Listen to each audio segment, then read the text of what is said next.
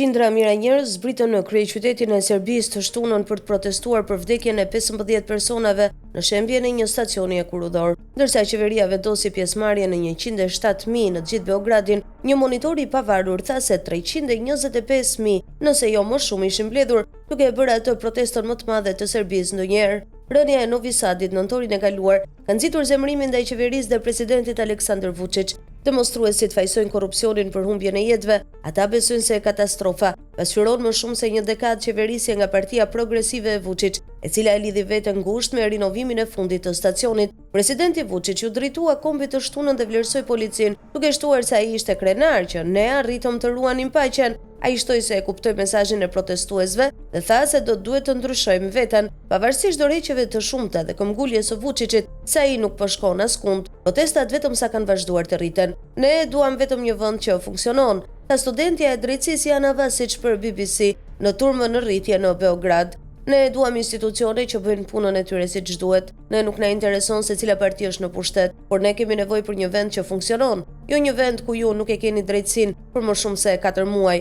Sheshi i Republikës, vetëm një nga 4 pikat e takimit rreth kryeqytetit të Serbisë për protestën 15/15, ishte plot e përplot të shtunën. Disa u strehuan në bazamentin e statujës së princit Mihailo, vendi tradicional i takimit të beogradasve, ekuivalent i Erosit në Pikadilli të Londrës. Të tjerë u rreshtuan përgjatë rrugës përpara muzeut kombëtar, duke u shtrirë deri në sheshin studentor. Pikat e tjera të takimit ishin paksa të mbushura me njerëz përpara takimit të planifikuar përpara asamblesë kombëtare. Arkivi i takimeve publike tha se 275.000 deri në 325.000 ishin marrë pjesë në protestë, teksa ka mundësi që numri të ishte edhe më i madh. Mediat serbe raportojnë se 22 persona janë arrestuar dhe 56 të tjerë janë plagosur, ndërsa protestat për kolapsin e Novi Sadit filluan me studentët. Atyre u janë bashkuar taksistët, fermerët dhe avokatët. Përpara protestës së madhe, motocikletat u ngritën jashtë asamblesë kombëtare duke u përballur me traktorët që rrethonin një kamp të kundër protestuesve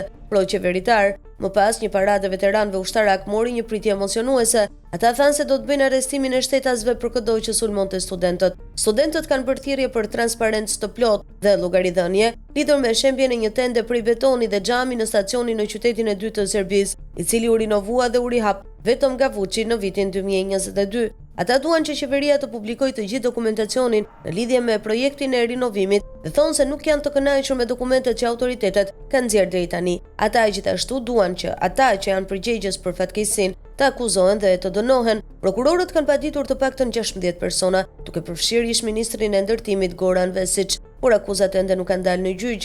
Studentët këmbgulin se do të vazhdojnë protestat e tyre deri në plotësimin e të gjitha kërkesave nga autoritetet. Kryeministri Miloš Vučević njoftoi dorëheqjen e tij në fund të janarit, por kjo ende nuk është ratifikuar nga Asambleja Kombëtare dhe ai mbetet në postin e tij. Por fuqia e vërtet në Serbi qëndron tek Vučić, i cili këmbgul se nuk po shkon askund. Vučić i përshkroi protestat e studentëve si qëllime të mira, por ai kishte më pak fjalë lajkatare për partitë opozitare, duke i etiketuar ato antar të një karteli kriminal. Ai akuzoi ata për përpjekje për detyruar formimin e një qeverie të përkohshme mashtruese. Borko Stefanović nuk e mohon se partitë opozitare janë në kërkim të krijimit të një qeverie ekspertësh. Nënkryetari i Partisë së Lirisë dhe Drejtësisë e cilëson si të vetme rrugdalje racionale nga kriza politike, e cila do të krijonte kushtet për zgjedhje të reja, ashtu si krerët e tjerë të opozitës. Stefanović thotë se zgjedhjet e lira nuk janë aktualisht të mundshme për shkak të dominimit të medias dhe institucioneve shtetërore nga Partia Progresive, por kjo është një nga kërkesat e studentëve.